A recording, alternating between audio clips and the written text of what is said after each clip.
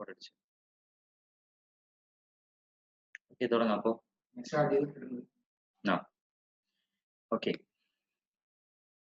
Dear students, നമ്മൾ ഇന്ന് പഠിക്കാൻ പോകുന്നത് എസ് ബ്ലോക്ക് എലമെന്റ്സ് എന്ന് പറയുന്ന ചാപ്റ്റർ ആണ്. നമുക്കറിയാം, നമ്മൾ ക്ലാസിഫിക്കേഷൻ എലമെന്റ്സ് എന്ന് പറയുന്ന ചാപ്റ്ററിൽ നമ്മൾ പഠിച്ചിട്ടുണ്ട്. പീരിയോഡിക് ടേബിളിനെ പ്രധാനമായിട്ടും 4 ബ്ലോക്കുകളായിട്ട് ക്ലാസിഫൈ ചെയ്തിട്ടുണ്ട്. ഏതൊക്കെയാ?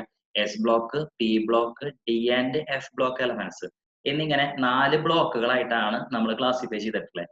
ഇതില് നമ്മളിപ്പോ പഠിക്കാൻ പോകുന്നത് ഇതിലത്തെ എസ് ബ്ലോക്ക് എലമെന്റ്സ് ആണ് നമ്മൾ പഠിക്കാൻ പോകുന്നത്. എസ് ബ്ലോക്ക് എലമെന്റ്സ് എന്ന് പറയുമ്പോൾ പ്രധാനമായിട്ടും അതിൽ വരുന്നത് 2 ഗ്രൂപ്പുകളാണ് എസ് ബ്ലോക്ക് എലമെന്റ്സിൽ വരുന്നത്. ഏതൊക്കെ 2 ഗ്രൂപ്പുകളാ?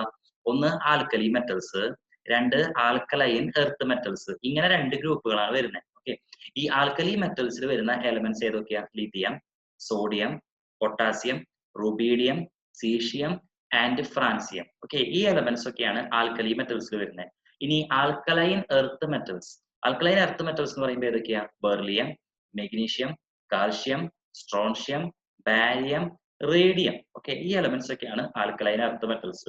സോ നമ്മളിതിൽ ആദ്യം ഡിസ്കസ് ചെയ്യാൻ പോകുന്നത് ആൽക്കലി മെറ്റൽസിന്റെയും ആൽക്കലൈൻ എർത്ത് മെറ്റൽസിന്റെയും ജനറൽ പ്രോപ്പർട്ടീസ് ആണ്. നിങ്ങൾക്ക് NCERT ടെക്സ്റ്റ് ബുക്ക് നോക്കിക്കഴിഞ്ഞാൽ നിങ്ങൾക്ക് കാണാനായിട്ട് സാധിക്കും. അതിൽ ആദ്യം കൊടുത്തേക്കുന്നത് ആദ്യം കംപ്ലീറ്റ് ആൽക്കലി മെറ്റൽസിന്റെ പ്രോപ്പർട്ടീസ്, അതിന്റെ കാര്യങ്ങൾ, ഫിസിക്കൽ പ്രോപ്പർട്ടീസ്, കെമിക്കൽ പ്രോപ്പർട്ടീസ്, അവന്റെ യൂസസ്, അതുപോലെ തന്നെ അവന്റെ കോമ്പൗണ്ടുകൾ, പലതരത്തിലുള്ള അവന്റെ കോമ്പൗണ്ടുകൾ, അതൊക്കെ ഡിസ്കസ് ചെയ്ത് കഴിഞ്ഞിട്ടാണ് സെക്കൻഡ് ഗ്രൂപ്പ് ആയിട്ടുള്ള ആൽക്കലൈൻ എർത്ത് മെറ്റൽസിൽ വരുന്നത്. അങ്ങനെ ആൽക്കലൈൻ എർത്ത് മെറ്റൽസിൽ വന്നിട്ട് പിന്നീട് ആൽക്കലൈൻ എർത്ത് മെറ്റൽസിന്റെ പ്രോപ്പർട്ടീസ്, അവന്റെ യൂസസ്, അതേപോലെ physical property, chemical property, then അവരുടെ അവർ ഫോം ചെയ്യുന്ന ഡിഫറെന്റ് ആയിട്ടുള്ള കോമ്പൗണ്ടുകൾ.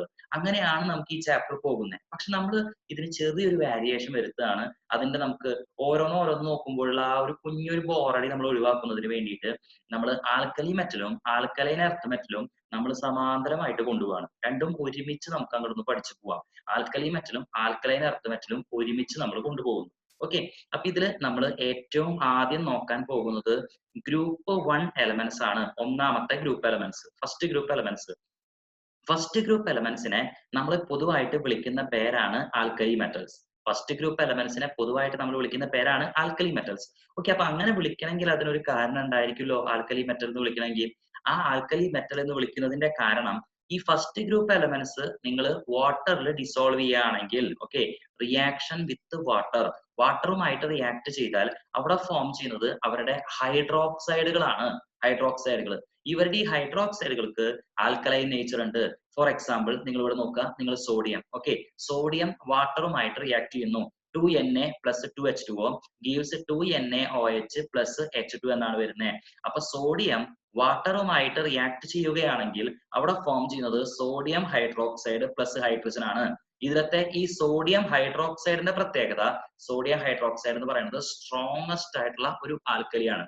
അപ്പൊ ഇത്തരത്തിലുള്ള ആൽക്കലികൾ ഫോം ചെയ്യാൻ കഴിവുള്ളത് കൊണ്ടാണ് ഇവരെ നമ്മൾ ആൽക്കലി മെറ്റൽസ് എന്ന് വിളിക്കുന്നത്. ഓർമ്മിച്ച് വെക്കുക, ആൽക്കലി മെറ്റൽസ് എന്ന് വിളിക്കാൻ കാരണം ഗ്രൂപ്പ് 1 എലമെന്റ്സ് ആൽക്കലി ഫോം ചെയ്യുന്നു. എങ്ങനെ? വാട്ടറിൽ ഡിസോൾവ് ചെയ്യുമ്പോൾ. വാട്ടറിൽ ഡിസോൾവ് ചെയ്യുമ്പോൾ ഒരു ബേസ് അല്ലെങ്കിൽ ആൽക്കലി ഫോം ചെയ്യുന്നത് കൊണ്ട് അവരെ നമ്മൾ ആൽക്കലി മെറ്റൽസ് എന്നുള്ള പേരിൽ വിളിക്കുന്നു. ഇനി രണ്ടാമത്തെ second group elements, group 2 elements. Group 2 എലമെന്റ്സിൽ ആദ്യം നമ്മളെ ഇവരെ ആൽക്കലൈൻ എർത്ത് മെറ്റൽസ് എന്നാ വിളിക്കുക. ഗ്രൂപ്പ് 2 എലമെന്റ്സിനെ alkaline earth metals. Alkaline earth metals എന്ന് വിളിക്കുന്നതിന്റെ കാരണം ആൽക്കലൈൻ എന്നുള്ള ടേം വന്നത് തൊട്ട് മുമ്പ് പറഞ്ഞ പോലെ തന്നെ ആൽക്കലി മെറ്റൽസ് വന്ന പോലെ തന്നെയാണ് ആൽക്കലൈൻ എർത്ത് മെറ്റൽസും വരുന്നത്. അതായത് വാട്ടറിൽ ഡിസോൾവ് ചെയ്യുന്ന സമയത്ത് അവരവരുടെ ഹൈഡ്രോക്സൈഡുകൾ ഫോം ചെയ്യുന്നത് കൊണ്ട് ആൽക്കലൈൻ എന്ന് വേർഡ് വന്നു. പിന്നെ ഇതിന് ശേഷം പിന്നെ അതിലൊരു വേർഡ് ഉപയോഗിച്ചിട്ടുണ്ടല്ലോ, എർത്ത് മെറ്റൽസ്. എന്തുകൊണ്ട് എർത്ത് മെറ്റൽസ് എന്ന് പറയുന്നത്? അതായത് ഇവരുടെ മെറ്റൽ ഓക്സൈഡുകൾ are found in earth crust. Earth ക്രസ്റ്റിൽ ഇതിന്റെ എമൗണ്ട് കൂടുതലായിട്ട് കാണുന്നത് കൊണ്ടാണ് നമ്മൾ ഇവർ എന്ത് പേരിൽ വിളിക്കുന്നത്? ആൽക്കലൈൻ എർത്ത് മെറ്റൽസ് എന്നുള്ള ഒരു പേരിൽ വിളിക്കുന്നത്. അപ്പോൾ ആൽക്കലി മെറ്റൽസും ആൽക്കലൈൻ എർത്ത് മെറ്റൽസും ആ പേര് എങ്ങനെ വന്നു എന്നുള്ളതും ക്ലിയർ ആയി. ഓക്കെ, ഇനി നോക്കൂ, നിങ്ങൾ ഫസ്റ്റ് ഗ്രൂപ്പ് എലമെന്റ് നോക്കുമ്പോൾ ഞാൻ പറഞ്ഞു lithium, sodium, potassium, rubidium, caesium, finally francium. ആറാമത്തെ എലമെന്റ് ആണ് ഫ്രാൻസിയം എന്ന് പറയുന്നത്. ഈ ഫ്രാൻസിയം എന്ന് പറയുന്ന എലമെന്റിന്റെ പ്രത്യേകത, francium is radio active. Francium is radio active. എന്താ റേഡിയോ ആക്റ്റീവ് എന്ന് പറഞ്ഞാൽ? അവർക്ക് ഒറ്റയ്ക്ക് തന്നെ ഇരുന്നിട്ട് അവർക്ക് റേഡിയേഷൻസ് എമിറ്റ് ചെയ്യാനുള്ള കഴിവുണ്ട്. റേഡിയേഷൻസ് എമിറ്റ് ചെയ്യാൻ കഴിവുള്ള ഇത്തരത്തിലുള്ള സബ്സ്റ്റാൻസുകളെ നമ്മൾ റേഡിയോ ആക്റ്റീവ് എലമെന്റ്സ് എന്ന് വിളിക്കും. ഫ്രാൻസിയത്തിന്റെ പ്രത്യേകത, ഫ്രാൻസിയം തന്നെ ഇരുന്നിട്ട് അവനിൽ നിന്ന് റേഡിയേഷൻസ് എമിറ്റ് ചെയ്യുന്നു. റേഡിയേഷൻസ് എമിറ്റ് ചെയ്യാൻ കഴിവുള്ളത് കൊണ്ടാണ് ഇവരെ നമ്മൾ എന്ത് വിളിക്കുന്നത്, റേഡിയോ ആക്റ്റീവ് എലമെന്റ്സ് എന്ന് വിളിക്കുന്നത്. ഓക്കെ, ഇനി അടുത്ത് നോക്കുക ഫ്രാൻസിയം 223. ഫ്രാൻസിയം 223, ഈ ഫ്രാൻസിയം 223 എന്ന് പറയുമ്പോൾ അവന്റെ ഹാഫ് ലൈഫ് പീരീഡ് 21 മിനിറ്റ്സ് ആണ് എന്നൊരു പോയിന്റ് ഇവിടെ പറഞ്ഞിട്ടുണ്ട്. What is mean by half life period? Half life period എന്ന് പറഞ്ഞാൽ നിങ്ങൾ ഒരു എലമെന്റ് എടുക്കുകയാണ്, ആ എലമെന്റ് എടുക്കുന്ന സമയത്ത് അത് അതിന്റെ നേരെ പകുതിയായി മാറാൻ എടുക്കുന്ന ടൈം. അതായത് ഇപ്പോ 100 ഗ്രാം ഫ്രാൻസിയം എടുക്കുകയാണെങ്കിൽ ആ ഫ്രാൻസിയത്തിൽ നിന്ന് റേഡിയേഷൻസ് എമിറ്റ് ചെയ്ത് അതിന്റെ നേരെ പകുതിയായിട്ട് മാറാൻ, അതായത് 100 എന്നുള്ളത് 50 ഗ്രാം ആയി മാറാൻ എത്ര ടൈം എടുത്തോ അതാണ് ഹാഫ് ലൈഫ് പീരീഡ്. അപ്പൊ ഒരു റേഡിയോ ആക്റ്റീവ് എലമെന്റിന്റെ പ്രത്യേകത, റേഡിയോ ആക്റ്റീവ് എലമെന്റിൽ നിന്ന് റേഡിയേഷൻസ് ഇങ്ങനെ എമിറ്റ് ചെയ്തുകൊണ്ടിരിക്കുന്നുണ്ട്. അങ്ങനെ റേഡിയേഷൻ എമിറ്റ് ചെയ്ത് എപ്പോഴാണോ ആ കോമ്പൗണ്ട് അല്ലെങ്കിൽ ആ എലമെന്റ് അതിന്റെ നേരെ പകുതിയായിട്ട് മാറുന്നത് അതാണ് ഹാഫ് ലൈഫ് പീരീഡ്. അതായത് ഹാഫ് ലൈഫും തീരുക. ഓക്കെ, ഇപ്പൊ മനുഷ്യന്റെ ഹാഫ് ലൈഫ് പീരീഡ് നമുക്ക് എത്രയാന്ന് പറയാൻ പറ്റൂല, പല മനുഷ്യരും ജീവിക്കുന്ന വർഷം പല രീതിയായിരിക്കും. അപ്പോ ഏകദേശം നമ്മൾ പറയും ഒരു 35-40 ഒക്കെ ആയി കഴിഞ്ഞാൽ പിന്നെ പകുതി കഴിഞ്ഞു എന്നുള്ള ഒരു അവസ്ഥ പറയും. അപ്പൊ അങ്ങനെയാണ്. അതേപോലെ ഒരു എലമെന്റിനും ഒരു ഹാഫ് ലൈഫ് ഉണ്ട്, അവന്റെ പകുതി റിയാക്ട് ചെയ്ത് കഴിയുന്ന സമയമാണ് ഹാഫ് ലൈഫ് പീരീഡ്. അപ്പൊ ഈ ഫ്രാൻസിയത്തിന്റെ ഹാഫ് ലൈഫ് പീരീഡ് എന്ന് പറയുന്നത് 21 മിനിറ്റ്സ് ആണ്. ഓക്കെ, അപ്പോ ഹാഫ് ലൈഫ് പീരീഡ് മനസ്സിലായി. ഇനി അടുത്ത് നോക്കുക, ഇവിടെ ഞാൻ നിങ്ങൾക്ക് പറഞ്ഞു തരുന്നത് ആക്ടിനിയം 89227. ആക്ടിനിയം 89227 എന്ന് പറയുന്ന എലമെന്റ്, ആ എലമെന്റ് ആദ്യം എന്തായിട്ട് മാറുക, റേഡിയേഷൻസ് എമിറ്റ് ചെയ്ത് അതിൽ നിന്ന് എമിറ്റ് ചെയ്യുന്ന റേഡിയേഷൻ എന്ന് പറയുന്നത് ഒരു ആൽഫ പാർട്ടിക്കിൾ ആണ്. ആൽഫ പാർട്ടിക്കിൾ എന്താണെന്നുള്ളത് ഞാൻ നിങ്ങൾക്ക് സ്ട്രക്ചർ ഓഫ് ആറ്റം ചാപ്റ്ററിൽ പറഞ്ഞു. സ്ട്രക്ചർ ഓഫ് ആറ്റം ചാപ്റ്ററിൽ പറഞ്ഞു ആൽഫ പാർട്ടിക്കിൾ എന്ന് പറയുന്നത് it is identical to helium 24 nuclei. Helium 24 ന്യൂക്ലിയസിന് ഈക്വൽ ആണെന്നും ബീറ്റ പാർട്ടിക്കിൾ എന്ന് പറഞ്ഞാൽ കൺസിഡേർഡ് ആസ് ഇലക്ട്രോൺസ് എന്നും സ്ട്രക്ചർ ഓഫ് ആറ്റം എന്ന് പറയുന്ന ചാപ്റ്ററിൽ നമ്മൾ പഠിച്ചു. ഓക്കെ, അപ്പൊ ഇവിടെ ആൽഫ പാർട്ടിക്കിൾ ആയിട്ട് നമ്മൾ കൺസിഡർ ചെയ്യുന്നത് ഹീലിയം 24 ന്യൂക്ലിയസ് ആണ്. ആൽഫ പാർട്ടിക്കിൾ ആയിട്ട് കൺസിഡർ ചെയ്യുന്നത് ഹീലിയം 24 ന്യൂക്ലിയസ് ആണ്. അപ്പോ ഇതില് ആക്ടിനിയം 89227 എന്ന് പറയുന്നത് അതിൽ നിന്നും ആൽഫ പാർട്ടിക്കിൾ എമിറ്റ് ചെയ്ത് ഫ്രാൻസിയം 87223 എന്നായി മാറും. ഫ്രാൻസിയം 87223 എന്നായിട്ട് മാറും. അപ്പോ ആക്ടീനിയത്തിൽ നിന്നാണ് ആര് ഫോം ചെയ്യുന്നത്, ഫ്രാൻസിയം ഫോം ചെയ്യുന്നത്. അപ്പൊ നിങ്ങൾ ഓർക്കേണ്ട point, actinium is A radio active element. Okay, അതിൽ നിന്ന് ആൽഫ പാർട്ടിക്കിൾ എമിറ്റ് ചെയ്യുന്നു. ആൽഫ പാർട്ടിക്കിൾ എന്ന് പറയുമ്പോൾ ഹീലിയം 24 ആണ്.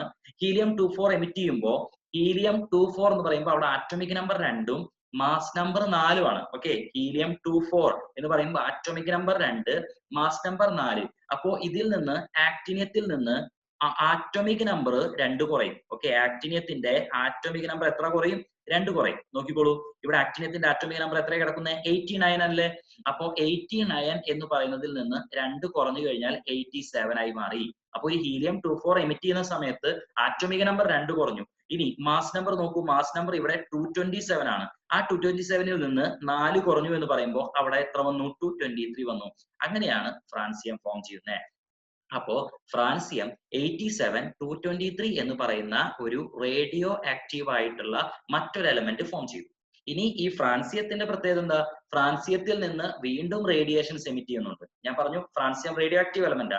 അപ്പൊ അതിൽ നിന്ന് എമിറ്റ് ചെയ്യുന്ന റേഡിയേഷൻ എന്ന് പറയുന്നത് ബീറ്റ പാർട്ടിക്കിൾ ആണ്. ഓക്കെ, ബീറ്റ പാർട്ടിക്കിൾസിനെ നമ്മൾ എപ്പോഴും റെപ്രസെന്റ് ചെയ്യാറുള്ളത് 1 ഇലക്ട്രോൺ എന്ന് പറഞ്ഞിട്ടാണ് റെപ്രസെന്റ് ചെയ്യാറുള്ളത്. അപ്പൊ ഇവിടെ ഒരു ഇലക്ട്രോൺ എമിറ്റ് ചെയ്യപ്പെടുന്ന സമയത്ത് അവരുടെ എന്തുണ്ടാവും എന്ന് വെച്ച് കഴിഞ്ഞാൽ ഇവിടെ ആറ്റോമിക് നമ്പർ എന്ന് പറയുന്നത് 87 എന്നുള്ളത് 88 ആയിട്ട് മാറി. ഓക്കെ, പ്ലസ് മാസ് നമ്പറിൽ ചേഞ്ച് ഇല്ല, 223. അപ്പോ ഫ്രാൻസിയം എന്ന് പറയുന്നത് എന്തായിട്ട് മാറുക ചെയ്യുന്നത്, റേഡിയം ആയിട്ട് മാറാണ് ചെയ്യുന്നത്. ഫ്രാൻസിയം എന്ന് പറയുന്നത് റേഡിയം എന്ന് പറയുന്ന മറ്റൊരു റേഡിയോ ആക്റ്റീവ് ആയിട്ടുള്ള എലമെന്റ് ആയിട്ട് മാറുന്നു. അപ്പൊ ഫ്രാൻസിയത്തിൽ നിന്നും റേഡിയേഷൻസ് എമിറ്റ് ചെയ്ത് അവൻ എന്തായിട്ട് മാറാണ് ചെയ്യുന്നത്, റേഡിയം 88223 എന്ന് പറയുന്ന മറ്റൊരു റേഡിയോ ആക്റ്റീവ് ആയിട്ടുള്ള എലമെന്റ് ആയിട്ട് മാറാണ് ചെയ്യുന്നത്. അപ്പൊ ഇത്രയുമാണ് നമുക്ക് ഈ ഭാഗത്ത് നിന്ന് ആദ്യം വരുന്നത്. ഇനി നമുക്ക് അടുത്തായിട്ട് പറയാനുള്ളത് ആൽക്കലൈൻ എർത്ത് മെറ്റൽസ് ആയിട്ടുള്ള കാൽഷ്യവും മെഗ്നീഷ്യവും എർത്തിൽ എത്രത്തോളം പ്രസന്റ് ആയിട്ടുണ്ട്. ഓക്കെ, എർത്തിലത്തെ ഇവരുടെ എബണ്ടൻസിന്റെ അളവ് നോക്കുകയാണെങ്കിൽ എർത്ത് ക്രസ്റ്റ്, ഓക്കെ, എർത്ത് ക്രസ്റ്റിലുള്ള ഇവരുടെ എബണ്ടൻസിന്റെ അളവ് നോക്കുകയാണെങ്കിൽ ഫിഫ്ത്ത് ആണ് ആരുടെ പൊസിഷൻ വരുന്നത്? കാൽഷ്യത്തിന്റെ പൊസിഷൻ വരുന്നത് ഫിഫ്ത്തും, അതേപോലെ മെഗ്നീഷ്യത്തിന്റെ പൊസിഷൻ വരുന്നത് സിക്സ്തും ആയിരിക്കും. അപ്പോ എർത്ത് ക്രസ്റ്റിൽ പ്രസന്റ് ആയിട്ടുള്ള കാൽഷ്യത്തിന്റെ എമൗണ്ട് എന്ന് പറയുന്നത് ഫിഫ്ത്തും മെഗ്നീഷ്യത്തിന്റെ എമൗണ്ട് എന്ന് പറയുന്നത് സിക്സ്തും ആയിരിക്കും എർത്ത് ക്രസ്റ്റിൽ പ്രസന്റ് ആയിട്ടുള്ളത്. ഓക്കെ, അപ്പൊ എർത്ത് ക്രസ്റ്റിലെ ഏറ്റവും കൂടുതൽ പ്രസന്റ് ആയിട്ടുള്ള മെറ്റൽ ഏതാ? എർത്ത് ക്രസ്റ്റിലെ ഏറ്റവും കൂടുതൽ മെറ്റൽ പ്രസന്റ് ആയിട്ടുള്ള ഏതാന്ന് ചോദിച്ചു കഴിഞ്ഞാൽ അലുമിനിയം ആണ്. ഓക്കെ, അലുമിനിയം ആണ് എർത്ത് ക്രസ്റ്റിൽ പ്രസന്റ് ആയിട്ടുള്ള ഏറ്റവും കൂടുതൽ പ്രസന്റ് ആയിട്ടുള്ള മെറ്റൽ. ഓക്കെ, അപ്പൊ അങ്ങനെയാണെങ്കിൽ വേറൊരു ചോദ്യം കൂടി ചോദിക്കാം. എർത്ത് ക്രസ്റ്റില് പ്രസന്റ് ആയിട്ടുള്ള ഏറ്റവും കൂടുതൽ പ്രസന്റ് ആയിട്ടുള്ള എലമെന്റ്, ഓക്കെ, എലമെന്റ് എന്ന് മാത്രമേ ചോദിച്ചുള്ളൂ, അതായത് മെറ്റൽ എന്ന് ചോദിച്ചില്ല. അപ്പൊ എർത്ത് ക്രസ്റ്റിലെ ഏറ്റവും കൂടുതൽ പ്രസന്റ് ആയിട്ടുള്ള എലമെന്റ് ചോദിക്കുകയാണ്, അത് ഓക്സിജൻ ആണ്. ഓക്സിജൻ എത്ര പെർസെന്റേജ് വരും? 45.5% ഓക്സിജൻ ആയിരിക്കും പ്രസന്റ് ആയിരിക്കുക. ഓക്കെ, സെക്കൻഡ് ഏറ്റവും കൂടുതൽ പ്രസന്റ് ആയിട്ടുള്ളത് ആരാന്ന് ചോദിച്ചു കഴിഞ്ഞാൽ അത് ആരായിരിക്കും? ഏറ്റവും കൂടുതൽ പ്രസന്റ് ആയിട്ടുള്ളത് സിലിക്കൺ ആയിരിക്കും. സിലിക്കൺ നമുക്കറിയാം, മണ്ണിലത്തെ മെയിൻ കമ്പോണന്റ് ആണ് സിലിക്ക. ഓക്കെ, അപ്പോ സിലിക്കൺ ആയിരിക്കും സെക്കൻഡ് പ്രസന്റ് ആയിട്ടുള്ളത്. ഓക്കെ, അത് 27.7% ആയിരിക്കും വരിക. ഇനി മൂന്നാമതായിട്ട് പ്രസന്റ് ആയിട്ടുള്ളതാണ് അലുമിനിയം. അലുമിനിയം ഏകദേശം 8.7% ആയിരിക്കും. ഇത് ഞാനിപ്പോ പറഞ്ഞത് എലമെന്റുകളുടെ ഓർഡർ ആണ് കേട്ടോ. എലമെന്റുകളിൽ ഏറ്റവും കൂടുതൽ പ്രസന്റ് ആയിട്ടുള്ള എലമെന്റ് ഓക്സിജൻ, ഓക്സിജന്റെ പെർസെന്റേജ് 45.5%, സിലിക്കൺ 27.7%, അലുമിനിയം 8.7%. ഇത്രയൊക്കെയാണ് നമുക്ക് പ്രസന്റ് ആയിട്ടുള്ളത്. ഇനി ഇതിൽ നിന്ന് വിട്ട് എലമെന്റ് ചോദിക്കുകയാണെങ്കിൽ എർത്ത് ക്രസ്റ്റിൽ പ്രസന്റ് ആയിട്ടുള്ള ഏറ്റവും കൂടുതൽ പ്രസന്റ് ആയിട്ടുള്ള എലമെന്റ് അലുമിനിയം ആണ്. ഓക്കെ, കാൽഷ്യത്തിനും മെഗ്നീഷ്യത്തിനും പൊസിഷൻ വരുന്നത് ഫിഫ്ത്തും സിക്സ്തും ആണ് വരുന്നത്. ഓക്കെ, ഇനി അടുത്ത് നോക്കാം Nobel gas, sorry, general electronic configuration.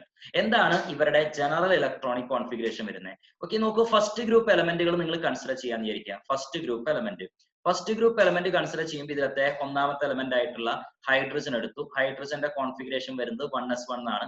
Okay, പക്ഷെ നമ്മൾ ഈ ആൽക്കലി മെറ്റൽസിൽ ഹൈഡ്രജൻ ഉൾപ്പെടുത്തുന്നില്ല, അതുകൊണ്ട് ബാക്കിയുള്ള ആൾക്കാരെ നോക്കാം. ലിഥിയത്തിന്റെ കോൺഫിഗറേഷൻ വരുമ്പോൾ 1s2 2s1 എന്നാണ് വരുന്നത്. ഇനി സോഡിയത്തിന്റെ കോൺഫിഗറേഷൻ വരുമ്പോൾ ഔട്ടർ കോൺഫിഗറേഷൻ വരുന്നത് എന്തായിരിക്കും? 3s1 എന്നായിരിക്കും വരിക. പൊട്ടാസ്യത്തിന്റെ കോൺഫിഗറേഷൻ വരുമ്പോൾ അവിടെ 4s1 എന്നായിരിക്കും വരിക. ഓക്കെ, അപ്പൊ അങ്ങനെ കോൺഫിഗറേഷൻ എല്ലാത്തിന്റെയും അവസാനം വരുന്നത് എസില് ഒരു ഇലക്ട്രോൺ ആണ് വരുന്നത്. അപ്പൊ ഇവരുടെ കോൺഫിഗറേഷൻ നമുക്ക് എഴുതുന്ന സമയത്ത് ഒരു ജനറൽ ആയിട്ടുള്ള ഇലക്ട്രോണിക് കോൺഫിഗറേഷൻ എഴുതുകയാണെങ്കിൽ നമുക്ക് എന്ത് റെപ്രസെന്റ് ചെയ്യാം? നോബൽ ഗ്യാസ് NS1 എന്ന് റെപ്രസെന്റ് ചെയ്യാം. അതായത് തൊട്ട് മുമ്പ് നോബൽ ഗ്യാസിന്റെ കോൺഫിഗറേഷൻ എഴുതി അതിനുശേഷം NS1 എന്ന് എഴുതാം. ഫോർ എക്സാമ്പിൾ, സോഡിയത്തിന്റെ എഴുതാണ് എന്ന് വിചാരിക്കുക. സോഡിയത്തിന്റെ ആറ്റോമിക് നമ്പർ വരുന്നത് എത്രയാ? സോഡിയത്തിന്റെ ആറ്റോമിക് നമ്പർ വരുന്നത് 11 എന്നാണ്. സോഡിയത്തിന്റെ ആറ്റോമിക് നമ്പർ വരുന്നത് 11 ആണ്. ഇവന്റെ ഇലക്ട്രോണിക് കോൺഫിഗറേഷൻ വരുന്നത് 1s2 2s2 2p6 3s1 എന്നാണ് ഇവരുടെ സബ്ഷൽ ഇലക്ട്രോണിക് കോൺഫിഗറേഷൻ വരുന്നത്. ഇതിലെ 1s2 2s2 2p6 എന്നുള്ളതിന് പകരം എനിക്ക് എന്ത് കൊടുക്കാം? ഹീലിയം കഴിഞ്ഞു വരുന്ന second element neon. Okay, neon എന്ന് കൊടുക്കാം. അപ്പൊ നിയോണിന്റെ കോൺഫിഗറേഷൻ ഇതേ കോൺഫിഗറേഷൻ ആണ് 1s2 2s2 2p6 എന്നാണ് വരുന്നത്. സോ എനിക്ക് എന്ത് എഴുതാം? നിയോൺ 3s1 എന്ന് എനിക്ക് എഴുതാം. Neon 3s1. അപ്പൊ നിയോൺ 3s1 എന്നായിരിക്കും സോഡിയം ആറ്റോമിക് നമ്പർ 11 വരുന്ന സമയത്ത് അവന്റെ സബ്ഷൽ ഇലക്ട്രോണിക് കോൺഫിഗറേഷൻ വരുന്നത്. Subshell electronic configuration neon 3s1. Neon 3s1 എന്നായിരിക്കും ഇവന്റെ സബ്ഷൽ ഇലക്ട്രോണിക് കോൺഫിഗറേഷൻ വരുന്നത്. ഓക്കെ, ഇനി നമുക്ക് അടുത്തായിട്ട് നോക്കാം. അപ്പൊ ഇവരുടെ നോക്കുകയാണെങ്കിലോ ആൽക്കലി മെറ്റൽസിന്റെ ഒക്കെ ജനറൽ ഇലക്ട്രോണിക് കോൺഫിഗറേഷൻ നോക്കുകയാണെങ്കിൽ നമ്മൾ പറഞ്ഞു നോബൽ ഗ്യാസ് NS1 എന്നായിരിക്കും വരിക. അതേപോലെ ആൽക്കലൈൻ എർത്ത് മെറ്റൽസിന്റെ കേസിൽ നോക്കുകയാണെങ്കിൽ നമുക്ക് പറയാം നോബൽ ഗ്യാസ് NS2. അതായത് ഇപ്പോ നിങ്ങൾ മെഗ്നീഷ്യത്തിന്റെ നോക്കാന്ന് വിചാരിക്കുക. മെഗ്നീഷ്യത്തിന്റെ നോക്കുമ്പോൾ മെഗ്നീഷ്യത്തിന്റെ ആറ്റോമിക് നമ്പർ വരുന്നത് 12 ആണ്. അപ്പൊ അവന്റെ ഇലക്ട്രോണിക് കോൺഫിഗറേഷൻ എഴുതുമ്പോൾ നമ്മൾ എന്ത് എഴുതും? Nobel gas. Okay, Nobel gas, then അതിനുശേഷം NS2 എന്ന് എഴുതും. Nobel gas NS2. ഇതായിരിക്കും നമ്മുടെ എന്തിന്റെ മെഗ്നീഷ്യത്തിന്റെ കേസിലാണെങ്കിൽ അവിടെ 3s2 എന്നായിരിക്കും വരിക. മെഗ്നീഷ്യത്തിന്റെ കേസിലായിരിക്കുമ്പോൾ 3s2. ജനറൽ ഇലക്ട്രോണിക് കോൺഫിഗറേഷൻ എഴുതാണെങ്കിൽ നമുക്ക് എന്ത് എഴുതാം? Nobel gas NS2. ഓക്കെ, മെഗ്നീഷ്യത്തിന്റെ കേസിൽ എഴുതുമ്പോൾ നമ്മൾ ഇങ്ങനെ എഴുതേണ്ടി വരും, നിയോൺ 3s2 എന്ന് എഴുതാം. ഓക്കെ, നിയോൺ 3s2 എന്ന് എഴുതിയാൽ മെഗ്നീഷ്യത്തിന്റെ കേസിൽ ജനറൽ കോൺഫിഗറേഷൻ എഴുതുകയാണെങ്കിൽ ഇവിടെ നോബൽ ഗ്യാസ് NS2 എന്ന് നമുക്ക് എഴുതാം. ഓക്കെ, ഇനി അടുത്തായിട്ട് നമ്മൾ നോക്കുന്നത് എന്ന് വെച്ച് കഴിഞ്ഞാൽ ഈ ആൽക്കലി മെറ്റൽസ് ഒക്കെ തന്നെ മോണോവാലന്റ് ആയിട്ടുള്ള ആളുകളാണ്. അതായത് ഇപ്പോ സോഡിയത്തിന്റെ ചാർജ് വരുന്നത് Na+1 എന്നാണ്, ലിഥിയത്തിന്റെ Li+ എന്നാണ് വരുന്നത്, പൊട്ടാസ്യത്തിന്റെ K+ ആണ് വരുന്നത്, റുബീഡിയത്തിന്റെ Rb+ ആണ് വരുന്നത്, സീഷ്യത്തിന്റെ Cs+ എന്നാണ് വരുന്നത്. അപ്പൊ ഇവരൊക്കെ തന്നെ ഈ പറയുന്ന ആൾക്കാരൊക്കെ ആൽക്കലി മെറ്റൽസ് ഒക്കെ തന്നെ മോണോവാലന്റ് ആയിട്ടുള്ള അയോണുകളാണ്. ആൽക്കലി മെറ്റൽസ് ഒക്കെ തന്നെ മോണോവാലന്റ് ആയിട്ടുള്ള അയോണുകളാണ്. ഇതേപോലെ ആൽക്കലൈൻ എർത്ത് മെറ്റൽസ് നോക്കുകയാണെങ്കിൽ അവരൊക്കെ തന്നെ ഡൈവാലന്റ് ആയിട്ടുള്ള അയോണുകളായിരിക്കും. ഫോർ എക്സാമ്പിൾ മെഗ്നീഷ്യത്തിന്റെ കേസ് നോക്കുകയാണെങ്കിൽ എനിക്ക് എന്ത് എഴുതാം, Mg2+ എന്ന് എഴുതാം. അതേപോലെ കാൽഷ്യത്തിന്റെ കേസ് നോക്കുകയാണെങ്കിൽ Ca2+ എന്ന് എഴുതാം. അതേപോലെ സ്ട്രോൺഷ്യത്തിന്റെയും Sr2+ എന്ന് എഴുതാം, ബാരിയത്തിന്റെ Ba2+ എന്ന് എഴുതാം. അപ്പൊ ഇവരുടെ ഒക്കെ കേസിൽ നമുക്ക് 2+ എന്ന് എഴുതാൻ പറ്റുന്നത് കൊണ്ട് ഇവരൊക്കെ നമുക്ക് എന്ത് പേരിൽ പറയാം, ഇവരൊക്കെ ഡൈവാലന്റ് ആയിട്ടുള്ള അയോണുകളാണ് എന്ന് നമുക്ക് പറയാനായിട്ട് സാധിക്കും. അപ്പൊ മോണോവാലന്റും ഉണ്ട്, ഡൈവാലന്റ് ആയിട്ടുള്ള അയോണുകളുണ്ട്. ഓക്കെ, ഇനി നമുക്ക് അടുത്ത പോയിന്റിലേക്ക് വരാൻ പോവാണ്, ionisation enthalpy. Okay, what is ionisation enthalpy? അത് എന്താണ് അയണൈസേഷൻ എൻതാൽപ്പി എന്ന് പറഞ്ഞാൽ മീൻ ചെയ്യുന്നത്? നമുക്കറിയാം അയണൈസേഷൻ എൻതാൽപ്പി എന്ന് പറഞ്ഞാൽ it is the energy required to release one electron from the outermost shell of an isolated gaseous atom. Okay, ionization energy എന്ന് പറഞ്ഞാൽ it is the energy required to remove an electron. ഒരു ഇലക്ട്രോണിനെ outermost ഷെല്ലിൽ നിന്ന് remove ചെയ്യാൻ ആവശ്യമായ എനർജിനെയാണ് നമ്മൾ ionisation energy എന്ന് പറയുന്നത്. ഈ അയോണൈസേഷൻ എനർജിയുടെ വാല്യൂ നമ്മൾ കൺസിഡർ ചെയ്യുകയാണെങ്കിൽ, ഓക്കെ, അയണൈസേഷൻ എനർജിയുടെ വാല്യൂ കൺസിഡർ ചെയ്യുകയാണെങ്കിൽ അവിടെ ആൽക്കലി മെറ്റൽസിന്റെ കേസിലായാലും ആൽക്കലൈൻ എർത്ത് മെറ്റൽസിന്റെ കേസിലായാലും ഗ്രൂപ്പില് down the group ionisation energy decrease ചെയ്യാണ് ചെയ്യുന്നത്. ആ ഗ്രൂപ്പില് ഡൗൺ ദ ഗ്രൂപ്പ് വരുന്ന സമയത്ത് അയണൈസേഷൻ എനർജി ഡിക്രീസ് ചെയ്ത് വരികയാണ് ചെയ്യുന്നത്. ഓക്കെ, അപ്പോ അയണൈസേഷൻ എൻതാൽപ്പിയുടെ നോർമൽ ട്രെൻഡ് നോക്കുമ്പോൾ ionisation enthalpy of alkali metals and alkaline earth metals decreases down the group decrease ചെയ്ത് വരും. അപ്പൊ നോക്കൂ, അയണൈസേഷൻ എൻതാൽപ്പി ഫസ്റ്റ് ഗ്രൂപ്പിൽ നിങ്ങൾ കൺസിഡർ ചെയ്യുമ്പോൾ lithium, sodium, potassium, rubidium, caesium, ഈ ആൾക്കാരിൽ വെച്ചിട്ട് അയണൈസേഷൻ എൻതാൽപ്പി ഏറ്റവും കുറവ് വരുന്നത് ആർക്കാണ്? സീഷ്യത്തിനാണ്. അപ്പൊ സീഷ്യത്തിന് അയണൈസേഷൻ എൻതാൽപ്പി കുറവായതുകൊണ്ട് സീഷ്യത്തിൽ നിന്ന് വളരെ എളുപ്പത്തിൽ ഇലക്ട്രോണിനെ റിമൂവ് ചെയ്യാനായിട്ട് സാധിക്കും. അതുകൊണ്ട് സീഷ്യം നമ്മൾ ഫോട്ടോ ഇലക്ട്രിക് സെല്ലുകളിൽ നമ്മൾ സീഷ്യം ഉപയോഗിച്ചിരിക്കുന്നു. ഫോട്ടോ ഇലക്ട്രിക് സെല്ലുകളിൽ എന്ത് ഉപയോഗിച്ചിരിക്കുന്നു? സീഷ്യം ഉപയോഗിച്ചിരിക്കുന്നു. അതായത് ionisation enthalpy down the group വരുന്ന സമയത്ത് down the group ionisation enthalpy decrease ചെയ്ത് വരുന്നു. സീഷ്യത്തിന്റെ അയണൈസേഷൻ എൻതാൽപ്പി വളരെ കുറവാണ്. സ്ട്രക്ചർ ഓഫ് ആറ്റത്തിൽ നമ്മൾ ഫോട്ടോ ഇലക്ട്രിക് ഇഫക്റ്റ് പഠിച്ചിട്ടുണ്ടായിരുന്നു. ആ ഫോട്ടോ ഇലക്ട്രിക് ഇഫക്റ്റ് പഠിച്ചപ്പോൾ നമ്മൾ പറഞ്ഞു, ഒരു മെറ്റലിൽ വന്നിട്ട് ഒരു ലൈറ്റ്, ഒരു ഫോട്ടോൺ വന്ന് സ്ട്രൈക്ക് ചെയ്യുന്ന സമയത്ത് അതിൽ നിന്ന് ഇലക്ട്രോൺസ് ഇജക്ട് ചെയ്യുന്ന ഫിനോമിനയാണ് ഫോട്ടോ ഇലക്ട്രിക് ഇഫക്റ്റ് എന്ന് പറയുന്നത്. അപ്പൊ സീഷ്യം പോലെയുള്ള ഒരു മെറ്റലിന്റെ അയണൈസേഷൻ എൻതാൽപ്പി വളരെ ലോ ആണെന്ന് പറയുമ്പോൾ അതിൽ നിന്ന് ഇലക്ട്രോൺ റിലീസ് ചെയ്യാൻ വളരെ എളുപ്പമാണ്. ഓക്കെ, ഇലക്ട്രോൺ റിലീസ് ചെയ്യാൻ വളരെ എളുപ്പമാണ്. അപ്പൊ അതുകൊണ്ട് ഫോട്ടോ ഇലക്ട്രിക് സെല്ലുകളിൽ നമ്മൾ ഉപയോഗിച്ചിരിക്കുന്നത് സീഷ്യം പോലെയുള്ള മെറ്റൽസ് ആണ് എന്നുള്ള ഒരു പോയിന്റ് ഓർത്ത് വെക്കാം. ഓക്കെ, ഇനി നമുക്ക് അയണൈസേഷൻ എൻതാൽപ്പിയെ കുറിച്ച് ഒരു പോയിന്റ് കൂടി നമുക്ക് ഇവിടെ മെൻഷൻ ചെയ്യാനുള്ളത്, ബെർലിയം ബോറോൺ. അതായത് ആൽക്കലൈൻ എർത്ത് മെറ്റലിൽ വരുന്ന എലമെന്റ് ആണ് ബെർലിയം. ഫസ്റ്റത്തെ എലമെന്റ് ആണ് ബെർലിയം. അതേപോലെ 13th ഗ്രൂപ്പ് ബോറോൺ ഫാമിലിയിൽ വരുന്ന ഒന്നാമത്തെ എലമെന്റ് ആണ് ബോറോൺ. ഓക്കെ, ഈ ബെർലിയത്തിന്റെ electronic configuration, subshell electronic configuration വരുന്നത് 1s2 2s2 എന്നാണ്. 1s2 2s2. ബോറോണിന്റെ subshell electronic configuration വരുന്നത് 1s2 2s2 2p1 എന്നാണ് വരുന്നത്. 1s2 2s2 2p1. അപ്പോ ഈ ബോറോണിന്റെ കേസിൽ 13ാമത്തെ ഗ്രൂപ്പ് ആയിട്ടുള്ള ബോറോണിന്റെ കേസിൽ ഈ 2p വരുന്ന ഒരു ഇലക്ട്രോണിനെ വളരെ എളുപ്പത്തിൽ നമുക്ക് റിലീസ് ചെയ്യാൻ സാധിക്കും. Because of shielding effect of inner electrons ആയിട്ടുള്ള 2sന്റെയും 1sന്റെയും ഷീൽഡിങ് വളരെ കൂടുതലായിരിക്കും. അവരുടെ ഷീൽഡിങ് വളരെ കൂടുതലായിരിക്കുമ്പോൾ പിയിൽ നിന്ന് നമുക്ക് വളരെ എളുപ്പത്തിൽ ഒരു ഇലക്ട്രോണിനെ നമുക്ക് റിലീസ് ചെയ്യാനായിട്ട് സാധിക്കും. അപ്പോൾ 1s2 2s2 2p6 2p1 എന്ന് പറയുന്ന ബോറോണിന്റെ സബ്ഷൽ ഇലക്ട്രോണിക് കോൺഫിഗറേഷനിൽ ഈ ഒരു ഇലക്ട്രോണിനെ വളരെ എളുപ്പത്തിൽ നമുക്ക് റിലീസ് ചെയ്യാനായിട്ട് സാധിക്കുന്നു. Because of screening effect of inner electrons എന്ന് പറയുമ്പോൾ 1sലും 2sലും പ്രസന്റ് ആയിട്ടുള്ള ഇന്നർ ഇലക്ട്രോൺസിന്റെ ഷീൽഡിങ് കാരണം. എന്നാൽ അത് ബെർലിയത്തിന്റെ കേസിൽ എക്സ്പീരിയൻസ് ചെയ്യുന്നില്ല. സോ ബോറോണിൽ നിന്ന് വളരെ എളുപ്പത്തിൽ ഇലക്ട്രോണിനെ കളയാൻ പറ്റുന്നു എന്ന് പറയുമ്പോൾ ബോറോണിന്റെ അയണൈസേഷൻ എനർജി കമ്പാരിറ്റീവ്ലി കുറവായിരിക്കും.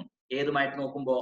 ബെർലിയവുമായിട്ട് കമ്പയർ ചെയ്യുമ്പോൾ. ഇതെന്താ ഇവിടെ പറയാൻ കാരണം വെച്ച് കഴിഞ്ഞാൽ, നമ്മൾ ഒരു ഗ്രൂപ്പിൽ ലെഫ്റ്റ് ടു റൈറ്റ് നോക്കുമ്പോൾ group wise, okay, period period wise left to right നോക്കുന്ന സമയത്ത് ഏറ്റവും ലെഫ്റ്റ് സൈഡിൽ വരുന്ന എലമെന്റ് ഇപ്പോ ഞാൻ lithium, then beryllium, boron, carbon, nitrogen, oxygen, fluorine ഇങ്ങനെ എടുക്കാന്ന് വിചാരിക്കുക.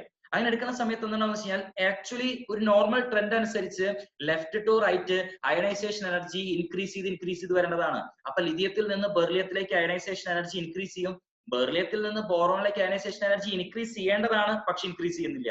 എന്തുകൊണ്ടാ? സ്ക്രീനിങ് എഫക്ട് കാരണം. ദെൻ ബോറോണിൽ നിന്ന് കാർബണിലേക്ക് വീണ്ടും അയണൈസേഷൻ എനർജി ഇൻക്രീസ് ചെയ്യും, കാർബണിൽ നിന്ന് നൈട്രജനിലേക്ക് വീണ്ടും ഇൻക്രീസ് ചെയ്യും, നൈട്രജനിൽ നിന്ന് ഓക്സിജനിലേക്ക് വരുന്ന സമയത്ത് ഡിക്രീസ് ചെയ്യും. ഓക്കെ, അതിന്റെ ട്രെൻഡ് എന്താ കാരണം എന്നുള്ളത് നമ്മൾ ക്ലാസിഫിക്കേഷൻ ചാപ്റ്ററിൽ പഠിച്ചതാണ്. കാരണം നൈട്രജന്റെ ഹാഫ് ഫിൽഡ് ഓർബിറ്റൽസ് ആയതുകൊണ്ട് മോർ സ്റ്റേബിൾ ആണ്. ദെൻ ഓക്സിജനിൽ നിന്ന് ഫ്ലൂറിനിലേക്ക് വരുമ്പോൾ വീണ്ടും ഇൻക്രീസ് ചെയ്യുന്നതായിട്ട് കാണുന്നു. ഇതാണ് നമ്മുടെ അയണൈസേഷൻ എനർജിയുടെ ട്രെൻഡ് വരുന്നത്. ആ പോയിന്റ് കൂടി നമുക്ക് ഇവിടെ ഓർത്ത് വെക്കാം, കാരണം ആൽക്കലൈൻ എർത്ത് മെറ്റൽ ആയിട്ടുള്ള ബെർലിയം ഈ ടോപ്പിക്കിൽ കയറി വരുന്നതുകൊണ്ട്. ദെൻ ഇനി അടുത്തതായിട്ട് പറയാനുള്ളത് hydration enthalpy. Okay, hydration enthalpy. Okay, hydration എൻതാൽപ്പിയുടെ ഓർഡർ നോക്കുമ്പോൾ ഇവിടെ വരുന്നത് Li plus, K plus, Na plus, K plus, Rb plus, CS plus. Okay, ഇങ്ങനെയാണ് സാധാരണഗതിയിൽ ഹൈഡ്രേഷൻ എൻതാൽപ്പിയുടെ ഓർഡർ വരുന്നത്. അപ്പൊ നമുക്ക് ആദ്യം എന്താണ് ഹൈഡ്രേഷൻ എൻതാൽപ്പി എന്ന് അറിയണം. What is mean by hydration enthalpy? Hydration enthalpy എന്ന് പറഞ്ഞാൽ it is the energy released when 1 mole of an ionic compound get hydrated. ഒരു മോൾ അയോണിക് കോമ്പൗണ്ട് ഹൈഡ്രേറ്റഡ് ആവുന്ന സമയത്ത് അവിടെ റിലീസ് ചെയ്യുന്ന എനർജിയെ നമ്മൾ വിളിക്കുന്ന പേരാണ് ഹൈഡ്രേഷൻ എൻതാൽപ്പി എന്ന് പറയുന്നത്. ഒരു മോൾ ഇലക്ട്രോണിനെ റിലീസ് ചെയ്യുന്ന സമയത്ത് ഒരു ഇലക്ട്രോണിനെ ആഡ് ചെയ്യുന്ന സമയത്ത് അവിടെ റിലീസ് ചെയ്യുന്ന എനർജീനെ ഒരു കോമ്പൗണ്ടിലേക്ക് വാട്ടർ മോളിക്യൂൾ ആഡ് ചെയ്യുന്ന സമയത്ത് അവിടെ റിലീസ് ചെയ്യുന്ന എനർജിയെ നമ്മൾ വിളിക്കുന്ന പേരാണ് ഹൈഡ്രേഷൻ എൻതാൽപ്പി. ഓക്കെ, നോക്കുക, hydration enthalpy is the energy released when 1 mole of an ionic compound get hydrated. ഒരു മോൾ അയോണിക് കോമ്പൗണ്ട് ഹൈഡ്രേറ്റഡ് ആവുന്ന സമയത്ത്, ഹൈഡ്രേറ്റഡ് ആവുക എന്ന് പറഞ്ഞു കഴിഞ്ഞാൽ അതിലേക്ക് വാട്ടർ ആഡ് ചെയ്യാൻ അർത്ഥം. ഓക്കെ, ഈ ഹൈഡ്രേറ്റഡ് ആവുന്നതിന്റെ എക്സാമ്പിൾ ഞാൻ നിങ്ങൾക്ക് കാണിച്ചു തരാം. ഓക്കെ, അതിന് വേണ്ടിയിട്ട് നമുക്ക് വേറൊരു സ്ലൈഡിലേക്ക് പോവാം. നോക്കിക്കോളൂ, എങ്ങനെയാണ് ഹൈഡ്രേറ്റഡ് ആവുന്നത് എന്ന് കാണിച്ചു തരാം. ഓക്കെ, ഹൈഡ്രേഷൻ എൻതാൽപ്പി നമുക്ക് എല്ലാ എലമെന്റുകളുടെ കേസിലും ഹൈഡ്രേഷൻ എൻതാൽപ്പി നമുക്ക് എക്സ്പ്ലെയിൻ ചെയ്യാൻ പറ്റില്ല.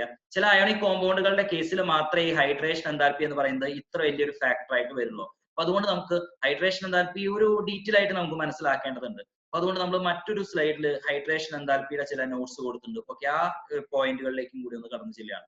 Okay, hydration enthalpy, what is mean by this hydration enthalpy? നോക്കിക്കോളൂ, ഇവിടെ ഹൈഡ്രേഷൻ എൻതാൽപ്പിനെ കുറിച്ച് ഈ പോയിന്റിൽ ഡിസ്കസ് ചെയ്തിട്ടുണ്ട്. ഹൈഡ്രേഷൻ എൻതാൽപ്പി വീണ്ടും ഇവിടെ ഡെഫിനിഷൻ പറഞ്ഞേക്കാണ്. നിങ്ങൾക്ക് ഇവിടെ ഒരു ഇമേജ് ഒക്കെ കാണാനായിട്ട് സാധിക്കും. ആ ഇമേജ് ആണ് നമ്മളിപ്പോ എക്സ്പ്ലെയിൻ ചെയ്യാൻ പോകുന്നത്.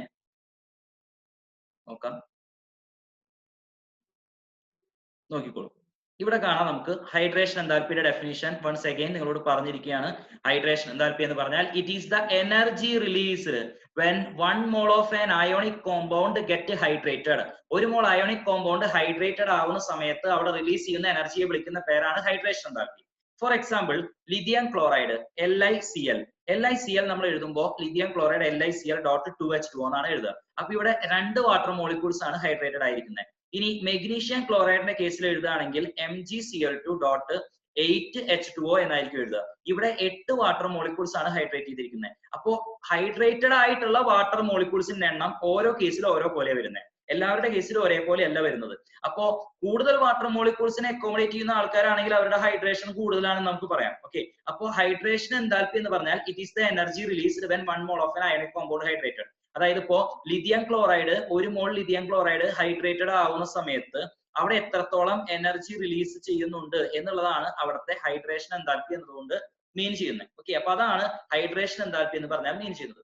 ഇനി ഈ ഹൈഡ്രേഷൻ എൻതാൽപ്പിയുടെ ചില ഓർഡറുകൾ ഒന്ന് ഞാൻ നിങ്ങൾക്ക് പറഞ്ഞുതരാൻ പോവാം. അതായത് സ്മോൾ സൈസുള്ള ആളുകൾക്ക് ഹൈഡ്രേഷൻ എൻതാൽപ്പി കൂടുതലായിരിക്കും. അതായത് ലിഥിയത്തിന്റെ കേസിൽ ഹൈഡ്രേഷൻ എൻതാൽപ്പി കൂടുതലായിരിക്കും. ലിഥിയത്തിൽ നിന്ന് സോഡിയത്തിലേക്ക് വരുമ്പോൾ ഹൈഡ്രേഷൻ എൻതാൽപ്പി കുറയും. ദെൻ പൊട്ടാസ്യത്തിലേക്ക് വീണ്ടും കുറഞ്ഞു. പൊട്ടാസ്യം, റുബീഡിയം, സീഷ്യം, ഇതാണ് ഹൈഡ്രേഷൻ എൻതാൽപ്പിയുടെ ഓർഡർ. ഓക്കെ, ഹൈഡ്രേഷൻ എൻതാൽപ്പിയുടെ ഓർഡർ വരുന്നത്. ഓക്കെ, ഇനിയിപ്പോ സെക്കൻഡ് ഗ്രൂപ്പ് എലമെന്റ്സ് നോക്കുകയാണെന്നുണ്ടെങ്കിൽ beryllium Be2+, then beryllium, magnesium, okay, calcium, then strontium, then barium. Okay, ഇതായിരിക്കും ഓർഡർ വരുന്നത്. ഓക്കെ, ഇങ്ങനെയായിരിക്കും ഹൈഡ്രേഷൻ എൻതാൽപ്പിയുടെ ഓർഡർ വരിക. Beryllium, magnesium, calcium, strontium, barium എന്നായിരിക്കും ഹൈഡ്രേഷൻ എൻതാൽപ്പിയുടെ ഓർഡർ വരുന്നത് ആൽക്കലൈൻ എർത്ത് മെറ്റൽസിന്റെ കേസിൽ. ഇനി അടുത്ത പോയിന്റ് പറയാൻ പോണത് എല്ലാവരും ശ്രദ്ധിച്ചു നോക്കുക. ഇത് ഹൈഡ്രേഷൻ എൻതാൽപ്പി ആണ്. അങ്ങനെയാണെങ്കിൽ ഹൈഡ്രേറ്റഡ് റേഡിയസ് എങ്ങനെയായിരിക്കും വരിക? Hydrated radius. ഓക്കെ, അപ്പോ ഇവിടെ നോക്കൂ, ഞാൻ നിങ്ങൾക്ക് ഹൈഡ്രേറ്റഡ് റേഡിയസിന്റെ ഫിഗർ ആണ് കൊടുത്തിരിക്കുന്നത്. ഇവിടെ നിങ്ങൾക്ക് കാണാം Na+ അയോണുകൾ, സോഡിയം അയോണുകൾ, Na+ അയോൺ. ഇത് Na+ അയോൺ ആണ്. അതിനു ചുറ്റും വാട്ടർ മോളിക്യൂൾസ് ഹൈഡ്രേറ്റ് ചെയ്തിരിക്കുന്നുണ്ട്. കണ്ടോ, ഇതൊക്കെ വാട്ടർ മോളിക്യൂൾസ് ഹൈഡ്രേറ്റ് ചെയ്തിരിക്കുക. അപ്പൊ ഇവിടെ വാട്ടർ മോളിക്യൂൾസ് ഹൈഡ്രേറ്റ് ചെയ്തിരിക്കുന്ന ഒരു രീതി നോക്കിക്കഴിഞ്ഞാൽ നിങ്ങൾക്ക് കാണാം Na+ന് ചുറ്റും സറൗണ്ട് ചെയ്ത് വാട്ടർ മോളിക്യൂൾസ് നിൽക്കുകയാണ്.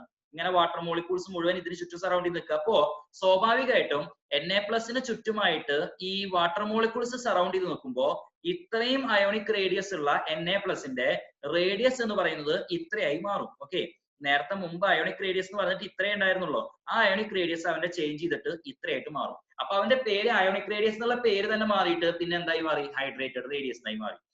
അതായത് Na+ന്റെ കേസിൽ ആദ്യം Na+ന് ഒരു സൈസ് ഉണ്ടായിരുന്നു, ഒരു അയോണിക് റേഡിയസ്. അതിലേക്ക് വാട്ടർ മോളിക്യൂൾസ് ഹൈഡ്രേറ്റഡ് ആവുന്ന സമയത്ത് സ്വാഭാവികമായിട്ട് അവന്റെ സൈസ് ഇൻക്രീസ് ചെയ്യാണ്. സൈസ് ഇൻക്രീസ് ചെയ്യുമ്പോൾ അപ്പൊ അവന്റെ പേര് അയോണിക് റേഡിയസ് എന്നല്ല, ഹൈഡ്രേറ്റഡ് റേഡിയസ് ആണ്. അപ്പൊ ഞാൻ പറയട്ടെ, ഹൈഡ്രേറ്റഡ് റേഡിയസ് ഏറ്റവും കൂടുതലുള്ളത് ആർക്കായിരിക്കും? Li+ അയോണിനായിരിക്കോ അതോ ഇനി ഏറ്റവും അവസാനം വരുന്ന സീഷ്യം അയോണിനായിരിക്കോ? Definitely it is Li+. Lithium അയോണുകൾക്കായിരിക്കും ഹൈഡ്രേറ്റഡ് റേഡിയസ് ഏറ്റവും കൂടുതൽ. കാരണം ഏറ്റവും കൂടുതലായിട്ട് ഹൈഡ്രേറ്റഡ് ആവുന്നത് ലിഥിയാണ്. അപ്പൊ അവനല്ലേ ഏറ്റവും കൂടുതൽ ഹൈഡ്രേറ്റഡ് റേഡിയസും വരിക. സീഷ്യത്തിന്റെ കേസിലൊക്കെ ഹൈഡ്രേഷൻ വളരെ കുറച്ച് മാത്രമേ നടക്കുള്ളൂ. അപ്പൊ അതുകൊണ്ട് കൺസിഡറബിൾ ആയിട്ടുള്ള ഒരു ഇൻക്രീസ് അവിടെ സംഭവിക്കില്ല റേഡിയസിൽ. അപ്പൊ ഏറ്റവും കൂടുതൽ റേഡിയസ് വരുന്നത് ആർക്കായിരിക്കും? Li+ന്. ദെൻ അത് കഴിഞ്ഞു കഴിഞ്ഞാൽ Na+, ദെൻ അത് കഴിഞ്ഞാൽ K+, ദെൻ Rb+, അത് കഴിഞ്ഞിട്ടായിരിക്കും സീഷ്യം വരിക. ഓക്കെ, അപ്പൊ ഇങ്ങനെയാണ് ഹൈഡ്രേറ്റഡ് റേഡിയയുടെ ഓർഡർ വരുന്നത്. ഹൈഡ്രേറ്റഡ് റേഡിയയുടെ ഇത് തന്നെയായിരിക്കും ബെർലിയത്തിന്റെ കേസിലും, അതായത് ആൽക്കലൈൻ എർത്ത് മെറ്റലിന്റെ കേസിലും ഓർഡർ വരുന്നത്. അപ്പൊ ഞാൻ ഇപ്പൊ പറഞ്ഞത് എന്തിന്റെ ഓർഡർ? ഹൈഡ്രേറ്റഡ് റേഡിയസിന്റെ ഓർഡർ ആണ് കേട്ടോ പറഞ്ഞത്. ഹൈഡ്രേറ്റഡ് റേഡിയസിന്റെ, നേരത്തെ പറഞ്ഞത് ഹൈഡ്രേഷൻ എൻതാൽപ്പിയുടെ ഓർഡർ ആയിരുന്നു. ഇനി ഞാൻ അടുത്തായിട്ട് നിങ്ങൾക്ക് പറഞ്ഞുതരാൻ പോകുന്നത് അയോണിക് മൊബിലിറ്റിയുടെ ഓർഡർ ആണ്. Ionic mobility. ഓക്കെ, ഇത് വെച്ചിട്ട് തന്നെ പറയാൻ പോവാണ് അയോണിക് മൊബിലിറ്റി. ഓക്കെ, ഇപ്പോ ഇവരൊക്കെ തന്നെ ഹൈഡ്രേറ്റഡ് ആയിട്ടിരിക്കുകയാണ്. Li+, ഓക്കെ, അതേപോലെ K+, Na+, ഇവരൊക്കെ ഹൈഡ്രേറ്റഡ് ആയിരിക്കുക. അപ്പൊ ഹൈഡ്രേറ്റഡ് ആയിരിക്കുന്ന സമയത്ത് സ്വാഭാവികമായിട്ട് അവരുടെ റേഡിയസ് കൂടി, സൈസ് കൂടി. സൈസ് കൂടുന്ന സമയത്ത് അവരുടെ മൂവ്മെന്റ് കുറയും. സൈസ് കൂടുമ്പോ മൂവ്മെന്റ് കുറയും. അപ്പൊ Li+ അയോണുകൾക്ക് ഹൈഡ്രേറ്റഡ് റേഡിയസ് കൂടുതലായതുകൊണ്ട് അവരുടെ മൂവ്മെന്റ് കുറവായിരിക്കും. അവർക്ക് അധികം അത്ര ഫ്രീ ആയിട്ട് മൂവ് ചെയ്യാൻ സാധിക്കില്ല. അപ്പൊ അതുകൊണ്ട് നമ്മളിവിടെ നോക്കുമ്പോൾ Li+ അയോണുകൾ Li+ അയോണുകളെക്കാൾ മൊബിലിറ്റി ഉണ്ടാവും Na+ന്. മൊബിലിറ്റി എന്ന് പറഞ്ഞു കഴിഞ്ഞാൽ അതിന് എത്രത്തോളം മൂവ്മെന്റ് ഉണ്ടെന്ന്. ഓക്കെ, അതാണ് ഉദ്ദേശിക്കുന്നത്. അപ്പൊ ഇവിടെ Li+നേക്കാൾ മൂവ്മെന്റ് ഉണ്ടാവും Na+ന്, K+ന്, then Rb+, then Cs+. Okay, അപ്പൊ അയോണിക് മൊബിലിറ്റിയുടെ ഓർഡർ നോക്കുകയാണെങ്കിൽ ഏറ്റവും കൂടുതൽ അയോണിക് മൊബിലിറ്റി വരുന്നത് സീഷ്യം അയോണുകൾക്കായിരിക്കും. എന്തുകൊണ്ടാണ് സീഷ്യം അയോണുകൾക്ക് ഏറ്റവും കൂടുതൽ മൊബിലിറ്റി വരുന്നത്? അവനാണ് ഹൈഡ്രേറ്റഡ് റേഡിയസ് കുറവുള്ളത്. റേഡിയസ് കുറവാണെങ്കിൽ, സൈസ് കുറവാണെന്നുണ്ടെങ്കിൽ മൂവ്മെന്റ് കൂടുതലായിരിക്കും. സൈസ് കൂടുതലുള്ള ആളുകൾക്ക് മൂവ് ചെയ്യാനായിട്ട് വളരെ ബുദ്ധിമുട്ടാണ്. എന്നാൽ സൈസ് കുറഞ്ഞ ആളുകൾ വളരെ എളുപ്പത്തിൽ മൂവ് ചെയ്യും. അപ്പൊ അയോണിക് മൊബിലിറ്റിയുടെ ഓർഡർ നോക്കുമ്പോൾ Li+ഉം Cs+ഉം നോക്കുമ്പോൾ ഏറ്റവും നന്നായിട്ട് മൂവ് ചെയ്യുന്നത് ആരായിരിക്കും? Cs+ ആയിരിക്കും. അപ്പൊ ഞാൻ നിങ്ങൾക്ക് ഇവിടെ 3 ഓർഡറുകൾ പറഞ്ഞു തന്നു. ഒന്ന് ഹൈഡ്രേഷൻ എൻതാൽപ്പിയുടെ ഓർഡർ, 2 ഹൈഡ്രേറ്റഡ് റേഡിയസിന്റെ ഓർഡർ, 3 അയോണിക് മൊബിലിറ്റിയുടെ ഓർഡർ. ഓക്കെ, അപ്പൊ ഇത്രയും കഴിഞ്ഞപ്പോൾ ഞാൻ ഇനിയിപ്പോ ഹൈഡ്രേഷൻ എൻതാൽപ്പി എന്നുള്ള ടോപ്പിക് ഇവിടെ നിങ്ങൾക്ക് ഞാൻ ക്വിറ്റ് ചെയ്യാണ്. ഇനി ഞാൻ അടുത്ത ടോപ്പിക്കിലേക്ക് വരാൻ പോവാം. ഓക്കെ, അടുത്തായിട്ട് നമ്മൾ ഇനി ഡിസ്കസ് ചെയ്യാൻ പോകുന്നത് വീണ്ടും പഴയ ടോപ്പിക്കുകൾ തന്നെ. അതായത് നമ്മുടെ ഹൈഡ്രേഷൻ എൻതാൽപ്പി കഴിഞ്ഞു കഴിഞ്ഞാൽ ബാക്കി വരുന്നത് ഏതാ നോക്കാം. വീണ്ടും തിരിച്ച് നമ്മുടെ വീണ്ടും തിരിച്ച് പഴയ പോയിന്റിലേക്ക് തന്നെ വന്നു. അതായത് ഹൈഡ്രേഷൻ എൻതാൽപ്പിനെ കുറിച്ചായിരുന്നു നമ്മൾ പറഞ്ഞുകൊണ്ടിരിക്കുന്നതായിരുന്നേ. ഹൈഡ്രേഷൻ എൻതാൽപ്പി പറഞ്ഞു. ഹൈഡ്രേഷൻ എൻതാൽപ്പിയുടെ ഓർഡർ നോക്കുന്ന സമയത്ത് ഹൈഡ്രേഷൻ എൻതാൽപ്പി ഏറ്റവും കൂടുതലുള്ളത് Li+ അയോണുകൾക്കാണ്, ലിഥിയം അയോണുകൾക്കാണ്. ഹൈഡ്രേഷൻ എൻതാൽപ്പി ഏറ്റവും കുറവ് വരുന്നത് സീഷ്യം അയോണുകൾക്കാണ്. ഓക്കെ, ദെൻ അത് കഴിഞ്ഞാൽ താഴെ ഇവിടെ വീണ്ടും പറഞ്ഞിട്ടുണ്ട് Li+ അയോണുകളുടെ ഈ പോയിന്റ് നമ്മൾ പറഞ്ഞു കഴിഞ്ഞു. ഇനി അടുത്ത പോയിന്റിലേക്ക് വരാം. Compounds of alkaline earth metals are more extensively hydrated. നേരത്തെ പറഞ്ഞ പോയിന്റ് തന്നെയാണ്. മെഗ്നീഷ്യം ക്ലോറൈഡ് .6H2 എന്ന് എഴുതും. കാൽഷ്യം ക്ലോറൈഡും .6H2O എന്ന് എഴുതും. പക്ഷെ ഒരിക്കലും NaCl ഉം KCl ഉം നമ്മൾ ഹൈഡ്രേറ്റ് ഫോർമേഷൻ നടത്തുന്നില്ല. അതാണ് ഞാൻ നേരത്തെ പറഞ്ഞ എല്ലാ അയോണിക് കോമ്പൗണ്ടുകളും ഹൈഡ്രേഷൻ നടത്തുന്നത് ഒരേപോലെയല്ല. പല ആൾക്കാരുടെയും ഹൈഡ്രേഷൻ പല പോലെയാണ്. ലിഥിയം ക്ലോറൈഡ് ഹൈഡ്രേറ്റ് ചെയ്യുന്ന പോലെ ആയിരിക്കില്ല, അതേപോലെ ആയിരിക്കില്ല മെഗ്നീഷ്യം ക്ലോറൈഡ്, അതേപോലെ ആയിരിക്കില്ല സോഡിയം ക്ലോറൈഡ്. സോഡിയം ക്ലോറൈഡും പൊട്ടാസ്യം ക്ലോറൈഡിനും ഒക്കെ ഹൈഡ്രേഷൻ എന്താൽപ്പി ഇല്ല എന്ന് തന്നെ നമുക്ക് പറയാം. കാരണം അവർക്ക് ഒന്നും തന്നെ വാട്ടർ മോളിക്യൂളിനെ ഹൈഡ്രേറ്റ് ചെയ്ത് നിർത്താനായിട്ട് സാധിക്കില്ല. ഓക്കെ, ഇവിടെ നിങ്ങൾക്ക് ഹൈഡ്രേറ്റഡ് റേഡിയയുടെയും അയോണിക് കണ്ടക്ടൻസിന്റെ ഓർഡർ കൊടുത്തിട്ടുണ്ട്. അയോണിക് കണ്ടക്ടൻസിന്റെ ഓർഡർ നോക്കൂ. അയോണിക് കണ്ടക്ടൻസിൽ ഏറ്റവും കണ്ടക്ടൻസ് ഉള്ളത് ആർക്കായിരിക്കും? സീഷ്യം അയോണുകൾക്കായിരിക്കും. അതായത് അയോണിക് കണ്ടക്ടൻസ് എന്ന് പറഞ്ഞാൽ നിങ്ങൾ ഒരു അയോണിക് സൊല്യൂഷനിലൂടെ നിങ്ങൾ ഇലക്ട്രിസിറ്റി കടത്തിവിടാന്ന് വിചാരിക്കുക. ആ ഇലക്ട്രിസിറ്റി കടത്തിവിടുന്ന സമയത്ത് ഏറ്റവും എളുപ്പത്തിൽ ഇലക്ട്രോണിനെ ക്യാരി ചെയ്യുന്നത് സീഷ്യം അയോണുകളായിരിക്കും. കാരണം മൂവ്മെന്റ് കൂടുതലുള്ള ആളുകൾക്കായിരിക്കും ഏറ്റവും നന്നായിട്ട് ഇലക്ട്രിസിറ്റിനെ ക്യാരി ചെയ്യാനായിട്ട് സാധിക്കുക. അപ്പോ അയോണിക് കണ്ടക്ടൻസ് നോക്കുമ്പോൾ ഏറ്റവും കൂടുതൽ അയോണിക് കണ്ടക്ടൻസ് വരുന്ന ആർക്കായിരിക്കും? സീഷ്യം അയോണുകൾക്കായിരിക്കും. എന്തുകൊണ്ടാണ് സീഷ്യം അയോണുകൾക്ക് അയോണിക് കണ്ടക്ടൻസ് ഏറ്റവും കൂടുതലായിരിക്കുന്നത്? തൊട്ടു മുമ്പ് ഞാൻ പറഞ്ഞു അയോണിക് മൊബിലിറ്റി കൂടുതലാണ്. അയോണിക് മൊബിലിറ്റി കൂടുതലാന്ന് പറഞ്ഞാൽ മൂവ് ചെയ്യാൻ എളുപ്പത്തിൽ സാധിക്കും. എളുപ്പത്തിൽ മൂവ് ചെയ്യുന്ന ആൾക്കാരാണ് ഇലക്ട്രിസിറ്റിയെ എളുപ്പത്തിൽ കണ്ടക്ട് ചെയ്ത് കൊണ്ടുപോകുന്നത്. ഇലക്ട്രിസിറ്റിനെ അപ്പൊ എളുപ്പത്തിൽ കണ്ടക്ട് ചെയ്യാൻ സാധിക്കുന്നത് സീഷ്യം അയോണുകൾക്കായിരിക്കും. ബിക്കോസ് അവരുടെ അയോണിക് മൊബിലിറ്റി കൂടുതലാണ്. ആ പോയിന്റ് ആണ് ഓർത്ത് വെക്കേണ്ടത്, അയോണിക് മൊബിലിറ്റി. ഓക്കെ, അപ്പൊ ഇവിടെ ലാസ്റ്റ് നിങ്ങൾക്ക് പോയിന്റ് പറഞ്ഞിട്ടുണ്ട്, നോട്ട് ചെയ്ത് വെക്കുക. വീഡിയോ പോസ് ചെയ്തിട്ട് അയോണിക് മൊബിലിറ്റിയുടെ ഡെഫിനിഷനും അതിന്റെ പോയിന്റുകളും എല്ലാവരും നോട്ട് ചെയ്ത് എഴുതി വെക്കുക. ഓക്കെ, നമുക്ക് ഇനി അടുത്ത പോയിന്റിലേക്ക് കടന്നു വരാം. അടുത്തായിട്ട് ഞാൻ പറയാൻ പോകുന്നത് occurrence of alkali metals. Alkali metals form ചെയ്യുന്ന ഒരുപാട് കോമ്പൗണ്ടുകളുടെ പേരുകളാണ് നമ്മളിവിടെ പഠിക്കാൻ പോകുന്നത്. ഏറ്റവും ആദ്യം ഇതില് ലിഥിയം ഫോം ചെയ്യുന്ന ഒരു കോമ്പൗണ്ട് ആണ് സ്പോണ്ടുമിൻ. ഓക്കെ, സ്പോണ്ടുമിന്റെ formula lithium aluminium silicate, LiAlSiO3 twice. Lithium aluminium silicate, ഇതാണ് ലിഥിയം ഫോം ചെയ്യുന്ന ഒരു കോമ്പൗണ്ട് ആണ്. സ്പോണ്ടുമിൻ എന്നാണ് ഇതിനെ വിളിക്കുക. സിലിക്കേറ്റുകൾ എന്ന് പറയുന്ന കാറ്റഗറിയിലാണ് ഇത് വരിക. ഈ സിലിക്കേറ്റുകളെ കുറിച്ച് നിങ്ങൾക്ക് ഞാൻ അടുത്ത ചാപ്റ്ററിൽ പി ബ്ലോക്ക് എലമെന്റ്സ് എന്ന് പറയുന്ന ചാപ്റ്ററിൽ നമുക്ക് സിലിക്കേറ്റ് എന്ന് പറയുന്ന ഒരു ടോപ്പിക് തന്നെ വരുന്നുണ്ട്. Ortho silicate, pyro silicate, cyclic silicate, chain silicate, double chain silicate എന്നിങ്ങനെ പറഞ്ഞിട്ട് പലതരത്തിലുള്ള സിലിക്കേറ്റുകൾ ഉണ്ട്. ആ സിലിക്കേറ്റുകളൊക്കെ നമ്മൾ സെക്കൻഡ് ചാപ്റ്ററിൽ നമ്മൾ ഇത് കഴിഞ്ഞ് വരുന്ന അടുത്ത ചാപ്റ്റർ, അതായത് പി ബ്ലോക്ക് എലമെന്റ്സിൽ നമ്മൾ ഡീറ്റെയിൽ ആയിട്ട് പഠിക്കും. ഓക്കെ, ഇവിടെ നമുക്ക് ഇനി അടുത്തത് സോഡിയത്തിന്റെ കോമ്പൗണ്ടുകൾ ഏതൊക്കെയാന്ന് നോക്കാം. സോഡിയം ഫോം ചെയ്യുന്ന കോമ്പൗണ്ടുകളിൽ ഒന്നാണ് റോക്ക് സാൾട്ട്. റോക്ക് സാൾട്ടിന്റെ ഫോർമുല NaCl. ദെൻ ട്രോണയുടെ formula Na2CO3 .2NaHCO3 .24H2O. Okay, ഞാൻ ജസ്റ്റ് ഇത് വായിച്ചു പോകുന്നേ ഉള്ളൂ. ഇതിൽ എല്ലാ പോയിന്റുകളും നിങ്ങൾ നോട്ട് ചെയ്ത് വെക്കണം. ഇതൊക്കെ നമ്മുടെ NCERT ടെക്സ്റ്റ് ബുക്കിന്റെ ഫസ്റ്റ് ഇയറും സെക്കൻഡ് ഇയറും, അതായത് +1ലും +2ലായിട്ട് പല ടോപ്പിക്കുകൾ അവിടെ ഇവിടെ ഒക്കെ കിടക്കുന്ന ടോപ്പിക്കുകളെ നമ്മൾ ഒരുമിച്ച് ഒറ്റ കുടക്കീഴിൽ കൊണ്ടുവന്നേക്കുക. അത് മുഴുവൻ നിങ്ങൾ ചേർത്ത് എഴുതി ഒരുമിച്ച് എഴുതിയിട്ട് നന്നായിട്ട് പഠിച്ചു വെക്കുക. ഓക്കെ, അപ്പൊ ഇതിൽ നമുക്ക് അടുത്തായിട്ട് വരുന്നത് നേട്രോൺ എന്ന് പറഞ്ഞാൽ Na2CO3 .H2O. ഇതിൽ തന്നെ ഒരു H2O വരുമ്പോൾ അതിനെ നമ്മൾ വിളിക്കുന്ന പേര് മോണോഹൈഡ്രേറ്റ് എന്നാണ് വിളിക്കുക. മോണോഹൈഡ്രേറ്റ്. അപ്പൊ സോഡിയം കാർബണേറ്റിന്റെ മോണോഹൈഡ്രേറ്റ് ആണെങ്കിൽ അതിനെ നേട്രോൺ എന്ന് വിളിക്കുന്നു. ഇതേ സോഡിയം കാർബണേറ്റിന്റെ തന്നെ ഡെക്കാഹൈഡ്രേറ്റ് ആണെങ്കിൽ ഡെക്ക എന്നുള്ള ടൈം എപ്പോഴും ഉപയോഗിക്കുക? 10 വാട്ടർ മോളിക്യൂൾസ് വരുമ്പോൾ. അപ്പോ ഡെക്കാഹൈഡ്രേറ്റ് ആണെങ്കിൽ അതിനെ നമ്മൾ വിളിക്കുന്ന പേര് വാഷിംഗ് സോഡ. ഓക്കെ, മോണോഹൈഡ്രേറ്റ് ആയപ്പോ നേട്രോൺ എന്നും ഡെക്കാഹൈഡ്രേറ്റ് ആയപ്പോ നമ്മൾ വാഷിംഗ് സോഡ എന്ന് വിളിച്ചു. Then Glauber's salt Na2SO4 .10H2O ആണ്. Baking soda NaHCO3. Baking soda അല്ലെങ്കിൽ നമ്മൾ വിളിക്കേണ്ട സോഡിയം ബൈകാർബണേറ്റ്. ദെൻ കോസ്റ്റിക് സോഡയുടെ ഫോർമുല NaOH എന്നാണ്. ദെൻ മൈക്രോകോസ്മിക് സോൾട്ടിന്റെ ഫോർമുല NaNH4HPO4. ദെൻ അടുത്തത് ഇന്ത്യൻ സോൾട്ട് പീറ്ററിന്റെ formula NaNO3, sodium nitrate. Okay, sodium nitrate, ഇതൊരു തെറ്റ് പറ്റിയിട്ടുണ്ട്. Sodium nitrate Indian saltpetre അല്ലാട്ടോ. അത് ഈ സ്ലൈഡ് പ്രിപ്പയർ ചെയ്തപ്പോൾ തെറ്റ് പറ്റിയാണ്. നിങ്ങൾ അത് കറക്റ്റ് ആക്കിയിട്ട് എഴുതാം. ഇന്ത്യൻ സോൾട്ട് പീറ്റർ എന്നറിയപ്പെടുന്നത് KNO3 ആണ്, potassium nitrate. Okay, potassium nitrate അതിനെ വിളിക്കുന്ന വേറൊരു പേരാണ് നൈട്രേ എന്നുള്ളൊരു പേരിലും വിളിക്കും, നൈട്രേ. ഓക്കെ, അപ്പൊ ഇന്ത്യൻ സോൾട്ട് പീറ്റർ എന്നറിയപ്പെടുന്നത് KNO3 ആയിരിക്കും, പൊട്ടാസ്യം നൈട്രേറ്റ് ആയിരിക്കും. ഓക്കെ, നൈട്രേ എന്നുള്ള ഒരു പേരിലും കൂടി അത് അറിയപ്പെടും, നൈട്രേ. ഓക്കെ, നൈട്രേ എന്നുള്ള പേരിൽ അറിയപ്പെടുന്നത് വരുന്നുണ്ട്. നമ്മൾ അടുത്ത പൊട്ടാസ്യത്തിന്റെ കോമ്പൗണ്ടുകൾ നോക്കുന്ന സമയത്ത് അവിടെ ഇന്ത്യൻ സോൾട്ട് പീറ്റർ വരുന്നുണ്ട്. ഇത് ഇവിടെ തെറ്റിപ്പോയതാണ്. ഇന്ത്യൻ സോൾട്ട് പീറ്റർ NaNO3 അല്ല, പകരം പൊട്ടാസ്യം നൈട്രേറ്റ് ആണ്, KNO3 ആണ്. അപ്പൊ ഈ NaNO3 അറിയപ്പെടുന്ന എന്തെങ്കിലും പേരുണ്ടോ? ഉണ്ട്. NaNO3 നമ്മൾ അറിയപ്പെടുന്ന പേരാണ് Chile salt Peter. Okay, Chile salt Peter എന്നാണ് അറിയപ്പെടുക. ചിലി സോൾട്ട് പീറ്റർ എന്നുള്ള പേരിൽ അറിയപ്പെടുന്നത് NaNO3 ആയിരിക്കും, സോഡിയം നൈട്രേറ്റ്. ദെൻ അത് കഴിഞ്ഞ് കഴിഞ്ഞാൽ പിന്നെ അടുത്തായിട്ട് വരുന്നത് ബൊറാക്സ് എന്ന് പറയുന്ന കോമ്പൗണ്ട് ആണ്. ബൊറാക്സ്. ഓക്കെ, എന്താ ബൊറാക്സിന്റെ ഫോർമുല വരുന്നത്? Na2B4O7.10H2O. Then finally Calgon. കാൾഗന്റെ ഫോർമുല ഇവിടെ കൊടുത്തേക്കണ കാണാം, Na2 NO4 PO3 6 times. PO3 6 times എന്നാണ് കൊടുത്തേക്കണേ. Na2 Na4 PO3 6 times. ഇതാണ് കാൾഗന്റെ ഫോർമുല പറയുന്നത്. പക്ഷെ നമ്മൾ പഠിക്കുമ്പോൾ കാൾഗന്റെ ഫോർമുല അങ്ങനെ പഠിച്ചാൽ പോരാ. കാൾഗന്റെ ഫോർമുല ഇങ്ങനെ തന്നെ പഠിക്കാം. നമുക്ക് Na6P6O18 എന്നും കൂടി പഠിക്കണം. ഓക്കെ, ഈ രണ്ട് പാറ്റേണിലും പഠിക്കുക. Na6P6O18 അല്ലെങ്കിൽ Na2 Na4 PO6 PO3 6 times, അങ്ങനെയും പറയാം നമുക്ക്.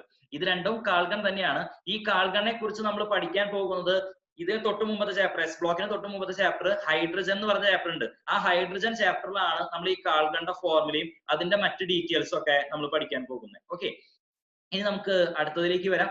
അടുത്തായിട്ട് പറയുന്നത് പൊട്ടാസ്യം. പൊട്ടാസ്യം ഫോം ചെയ്യുന്ന കോമ്പൗണ്ടുകളിൽ ഒരു കോമ്പൗണ്ട് ആണ് കോസ്റ്റിക് പൊട്ടാഷ്. കോസ്റ്റിക് പൊട്ടാഷിന്റെ formula KOH, potassium hydroxide. Then mica.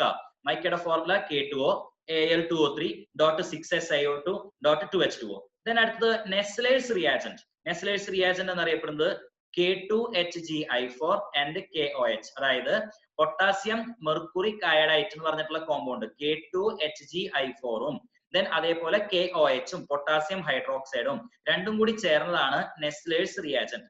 Then അടുത്തതാണ് ഇന്ത്യൻ സോൾട്ട് പീറ്റർ. തൊട്ട് മുമ്പ് ഞാൻ പറഞ്ഞല്ലോ ഇന്ത്യൻ സോൾട്ട് പീറ്റർ, അവിടെ നമുക്ക് തെറ്റിപ്പോയതായിരുന്നു. അല്ലെങ്കിൽ അതിനെ ബംഗാൾ സോൾട്ട് പീറ്റർ എന്ന് അറിയപ്പെടാറുണ്ട്. ഇത് KNO3 ആണ്, പൊട്ടാസ്യം നൈട്രേറ്റ് ആണ്.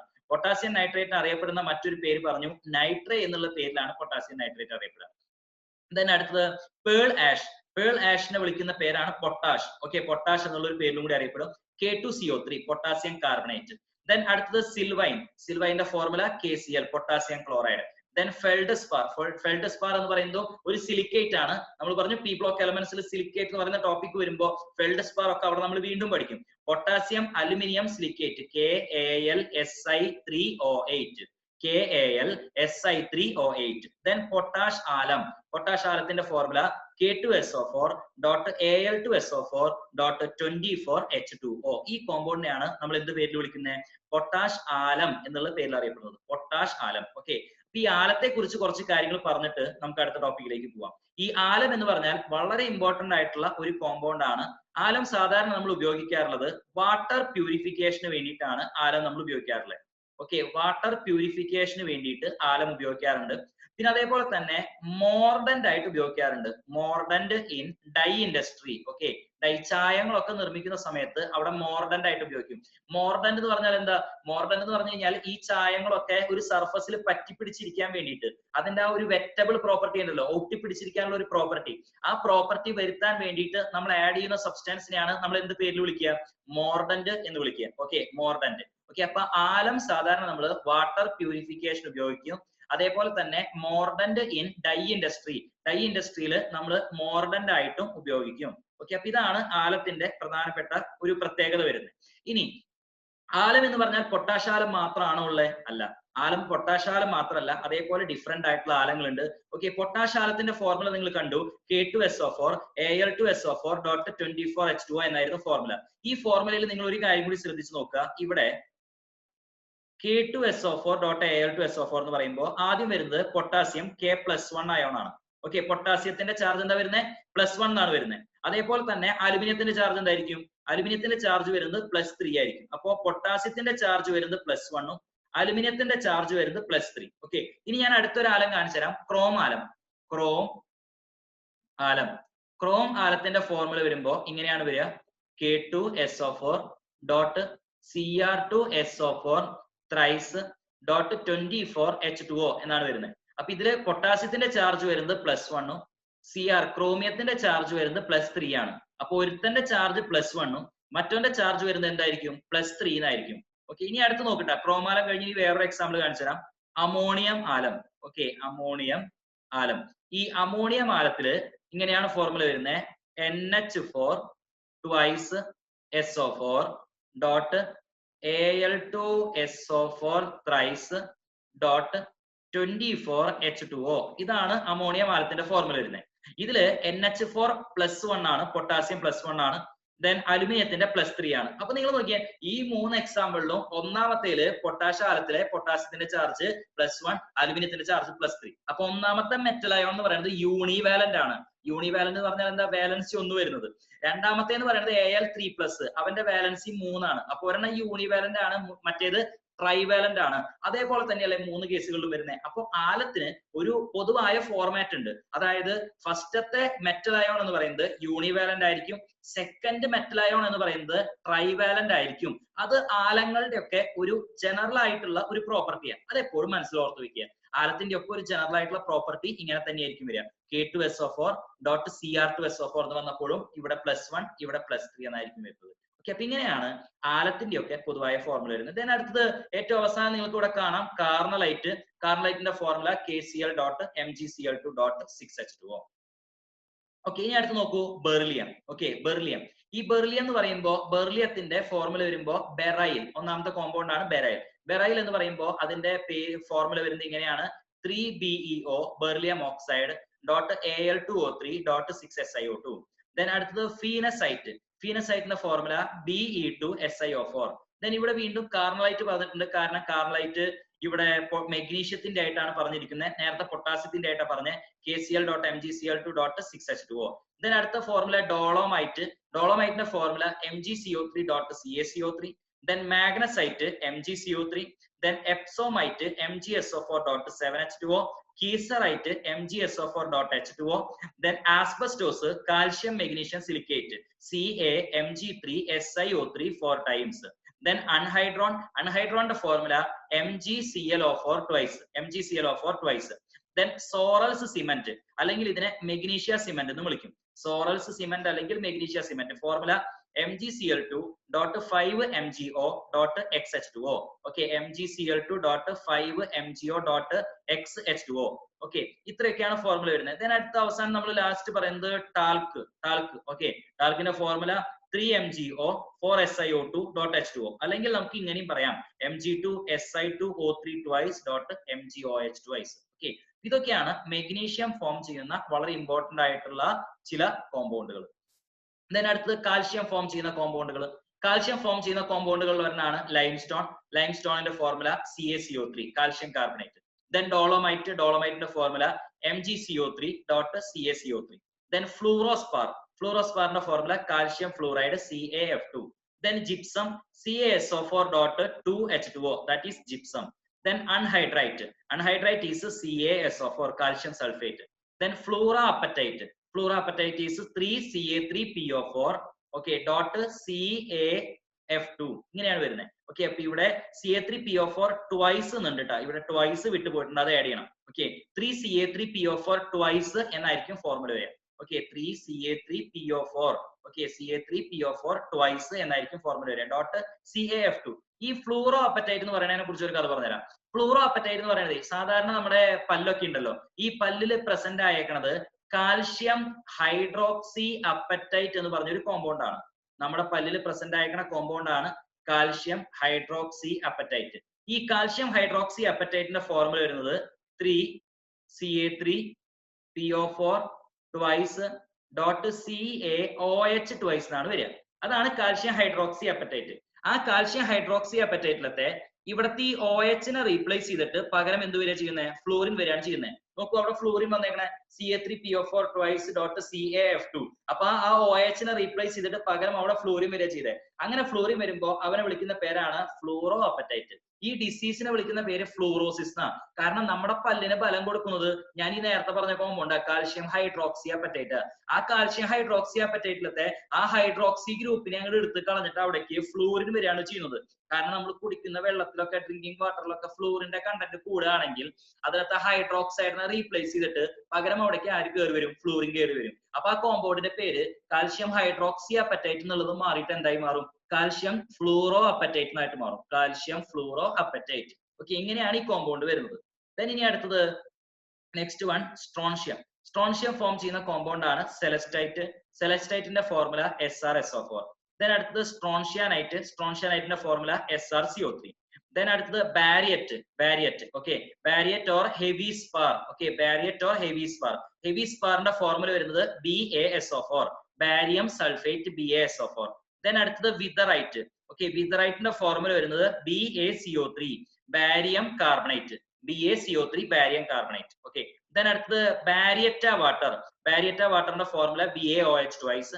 ദെൻ അടുത്തതായിട്ട് ലാസ്റ്റ് വൺ നോക്കുക BaO. ഓക്കെ, ബാരിയറ്റ എന്നറിയപ്പെടുന്നത് BaO, ബാരിയം ഓക്സൈഡ്. ഓക്കെ, അപ്പൊ ഇത്രയാണ് നമുക്ക് ഈ കോമ്പൗണ്ടുകളൊക്കെ വരുന്നത്. Occurrence of alkaline earth metals and alkali metals. Okay, alkali metals and alkaline earth മെറ്റൽസിൽ നമുക്ക് ഇത്രയുമാണ് വരുന്നത്. അപ്പോ നമ്മുടെ ഇപ്പൊ ഒന്നാമത്തെ ഒരു സെക്ഷൻ ഇവിടെ കഴിഞ്ഞു. ഓക്കെ, ഈ സെക്ഷനിൽ നമ്മൾ ആദ്യം മുതൽ നോക്കിയതെന്ന് വെച്ചാൽ ഗ്രൂപ്പ് 1 എലമെന്റ്സിനെ വിളിക്കുന്ന പേര് ആൽക്കലി മെറ്റൽസ്, ഗ്രൂപ്പ് 2 എലമെന്റ്സിനെ വിളിക്കുന്ന പേര് alkaline earth metals. Alkali metals വരുന്നത് ഏതൊക്കെയാ? Lithium, sodium, potassium, rubidium, caesium, francium. Alkaline earth മെറ്റൽസിൽ വരുന്ന ഏതൊക്കെയാ? Beryllium, magnesium, calcium, strontium, barium, radium. Okay, അപ്പൊ ഇവരുടെയൊക്കെ ജനറൽ ആയിട്ടുള്ള ഒരു പ്രോപ്പർട്ടീസ് ആയിരുന്നു നമ്മൾ ഇത്ര നേരം പറഞ്ഞത്. എന്തൊക്കെയാണ് വരുന്നത്? അതായത് ഫസ്റ്റ് ആൽക്കലി മെറ്റൽസിന്റെ എന്തൊക്കെയാ general properties, then alkaline earth മെറ്റൽസിന്റെ ജനറൽ പ്രോപ്പർട്ടീസ്, ഇവര് ഫോം ചെയ്യുന്ന ഡിഫറെന്റ് ആയിട്ടുള്ള കോമ്പൗണ്ടുകൾ. ഇത്രയാണ് നമ്മൾ ഇപ്പോഴത്തെ സെക്ഷൻ പറഞ്ഞത്. ഇവിടെ വെച്ച് നമ്മുടെ ഒന്നാമത്തെ സെക്ഷൻ അവസാനിക്കുകയാണ്. ഇത് കഴിഞ്ഞാൽ ഇനി നമ്മൾ അടുത്ത ക്ലാസ്സിൽ നമ്മൾ ഡിസ്കസ് ചെയ്യുന്നത് എന്തായിരിക്കും? ഇവരുടെ ഫിസിക്കൽ പ്രോപ്പർട്ടീസ് എന്ന് പറയുന്ന ടോപ്പിക് ആയിരിക്കും. Physical properties and chemical properties. Okay, ആദ്യം നമ്മൾ ആൽക്കലി മെറ്റൽസിന്റെയും ആൽക്കലൈൻ എർത്ത് മെറ്റൽസിന്റെയും ഫിസിക്കൽ പ്രോപ്പർട്ടീസ് നോക്കും. ദെൻ അത് കഴിഞ്ഞാൽ ഇവരുടെ മുഴുവൻ കെമിക്കൽ പ്രോപ്പർട്ടീസ് നോക്കും. ഓക്കെ, അപ്പൊ നമ്മൾ ഇന്നത്തെ ക്ലാസ് നമ്മൾ ഇവിടെ വൈൻഡ് അപ്പ് ചെയ്യാണ്. അടുത്ത ക്ലാസ്സിൽ നമുക്ക് വീണ്ടും കാണാം. അടുത്ത ക്ലാസ്സിൽ നമ്മൾ ഇവരുടെ ഫിസിക്കൽ പ്രോപ്പർട്ടീസുമായിട്ടായിരിക്കും നോക്കുന്നത്.